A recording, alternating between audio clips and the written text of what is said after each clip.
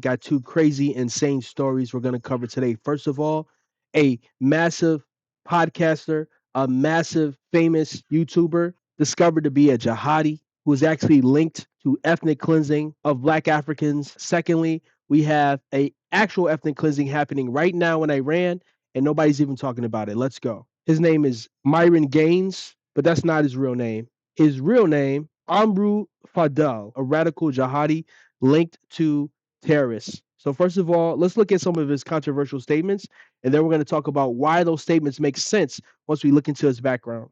Like the Jews don't want to take accountability. Oh, They don't. That's yes. I'm with you on that one. Okay. That's why like there was up to something, so the Germans wanted to take them out. Like payback. It had to be something. Like Germans wanted to take them out, all of them out. They started it. So get somebody Here we go. like, yeah, talk about them. The Holocaust was the only way he can take out a huge population, like a huge amount of Jews all in one setting. But I already know what's going on. Like, I'm not dumb. Like, I know, like, the Jews did something. That's why they sent up here. They're trying to take back, like, they're trying to take back and get repercussions, especially from America, like, from Americans. So they're taking over the government and stuff like that. As you can see, this is via Yehuda Teitelbaum on X via CBN News. Please check out the full video. I'm telling you, how do we take them down? How do we take them down? Yeah. I mean, I had to say it. My bad, y'all. Genocide. My bad. Hitler, he had the plan, but his plan was just too, like, very, like, gruesome, if we can say it. Listen, He said, he had to do what he had to do. But he had to do it. He was like, Listen, he was trying to save the world. I It didn't agree. work out. He did. Listen, he just didn't. I mean, Jews are the reason why the healthcare system and everything around us in the government is collapsing, because they're sitting up here stealing away from the American people. So we're going to hear in his own words that he paid money to help a person who was involved with terrorism. First of all, let's set up the background. Omar al-Bashir was a genocidal Arab leader. Don't be fooled by the color of the skin. In Africa, many people who we would not immediately consider Arab consider themselves Arab. And here's one such person, Omar al-Bashir. He was the leader of Sudan. He was a military officer, and he led a genocide against black Africans in southern Sudan. As many as 400,000 innocent people, innocent civilians, led by al-Bashir, of women and young girls, often by multiple militiamen, and often throughout entire nights, began to report it at a staggering rate. Children as young as 2 years old were reported victims. Just the most horrible violation of human rights that one can imagine. The Fresh and Foot podcast, his name is Amru Fadal. He is related. His uncle actually worked in the government of al-Bashir, and he actually was involved in these crimes, and he actually helped them to escape Sudan. He actually helped them to run away from justice. And you'll hear it in his own words. So a lot of people criticize me all the time for not talking about what's going on in Sudan, which, you know, I've been vocal about it a bunch of times, but I'll tell this story. So my uncle used to work for the Omar Bashir administration, which, you know, now he's in jail for war crimes and shit like that. Oh, shit. But and this is North Sudan. Sudan used to be one country before the Civil War, and it got split up, and that's a whole other conversation. Yeah. But long story short, anyone that had worked under the Bashir administration, they were looking to kill them. So he needed to get the country. Yeah. And my parents didn't have the money to get him a flight to Qatar. So they hit me and they say, hey, we need $3,000 to get your uncle out. Yeah. You know what I mean? They're looking for him. They're going to kill him. I was like, yeah, well, of course. Just whatever. You guys have my card. Buy him a ticket and get him out of there. Could you imagine, like, had I not had that money? Bro. His blood would be on my hands. Bro. And this is why it's so important, guys. Like, obviously, we're giving you guys the most serious situation of when you might need that money. But it could be life or death sometimes. It could be. Where people are really in a bad spot and they don't have nowhere to turn. And you might be the person that puts them in a situation where they can avoid dying. Obviously, this is an extreme situation. That's extreme. But you never know, man. You never know, man. So, you know, what's going on in Sudan right now is fucking awful. And I've talked about it with the Civil War and how they're fighting amongst each other. But it's real, man, in other parts of the world. And I don't think people understand what it's like to be in America, and they don't have an appreciation for speaking English, having an American passport, being in the best country in the world, all the opportunity here. People would kill to have that shit. But we're over here complaining, oh, I don't feel like working. Shut the fuck up, bro. Like, a lot of these people have never been anywhere that's actually poor and seen people like starving and dying. Like, I think anyone that has an issue with motivation, all you motherfuckers should go to a third world country and hang out for a month and realize how good you have it. And we'll come back to America and kiss the fucking floor. I never forget when I was 15 years old, I went to Egypt. I spent a couple months there, and it was fucking terrible. Yeah. Cairo, people think it's nice. No, Cairo is not sweet. It sucks.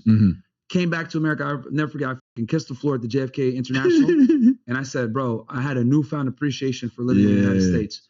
But people need that sometimes because people are reality check, man. Yeah. Sometimes need a reality. That's why it's important to, like in your story, in my story, why it's so important to have that money, man. So what's amazing to me is he was just talking about eliminating the Jews. How can we take down the Jews? And he doesn't understand that the reason why Sudan is so messed up today is because they won't let people be and just respect whatever religion or whatever ethnicity you are. So he admits himself that he sent money to help a genocide, an enforcer for al-Bashir. Andrew Tate, another well-known influencer, he's a devout. He was involved in selling women. Influencer brothers Andrew and Tristan Tate have been charged with rape and other crimes in Britain, according to British prosecutors, formally indicted last year on charges that they participated in a criminal ring that lured women there where they were allegedly exploited. They have denied all of the allegations in Romania.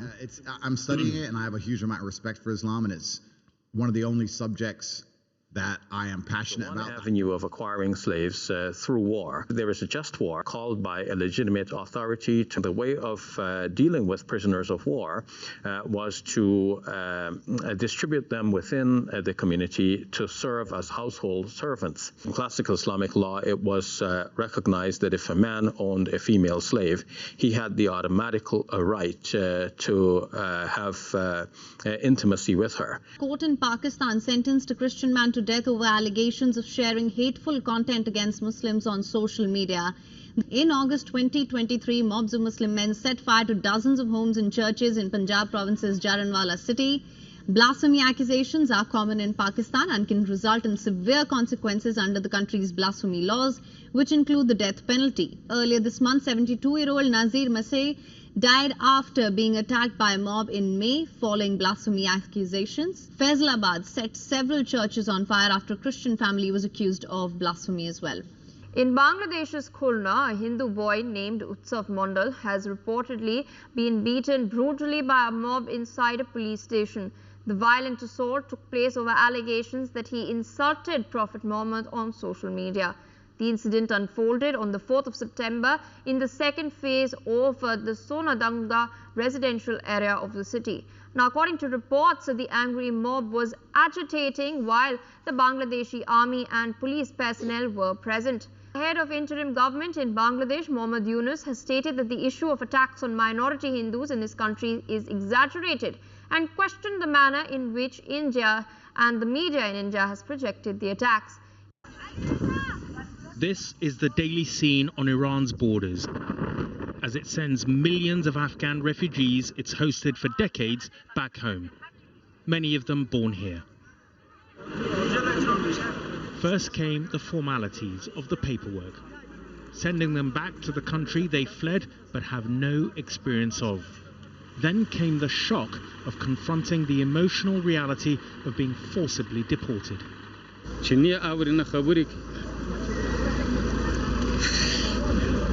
Gul Khan breaks down as he claims that his young son was beaten as they were forced across the border.